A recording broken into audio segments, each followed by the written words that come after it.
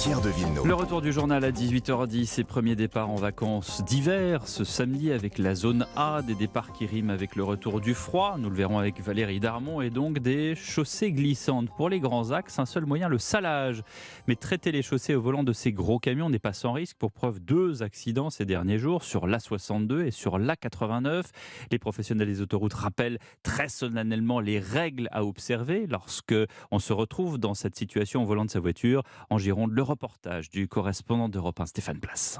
Je surveillais donc mon pupitre de salage, ma caméra qui me montre que le sel s'écoule bien. J'ai entendu un crissement de pneus, je tourne la tête pour voir ce qui se passait dans mon rétroviseur. J'ai senti qu'on venait me percuter sur la roue avant gauche. J'ai vu le véhicule repartir devant mon poids lourd, en tête à queue, en sens inverse à la circulation, sur les glissières en bande d'arrêt d'urgence. Plus de peur que de mal et heureusement pour l'automobiliste et pour Ludovic, qui est l'un des 3 techniciens de Vinci Autoroute dont la saleuse a été percutée en l'espace de 48 heures ici dans le sud-ouest. 3 accidents lors de dépassement de ces engins qui sont d'énormes poids lourds, visibles de loin. Nicolas Matonnière, chef de district chez Vinci Autoroute à Langon. Lors de l'épandage du sel, ces véhicules circulent avec un feu bleu, donc ils sont visibles de très loin. Par contre, il faut avoir en tête que ce sont des véhicules qui circulent à une faible allure. En phase d'épandage, ils circulent à 50 km/h. La règle, c'est d'avoir de la plus grande prudence à l'approche de ces véhicules. Encore une fois, ces feux bleus leur donnent, on doit faciliter le passage à ce type de véhicule. Vinci Autoroute appelle à la prudence et indique que l'entreprise déposera plainte systématiquement en cas de heurts de ces véhicules.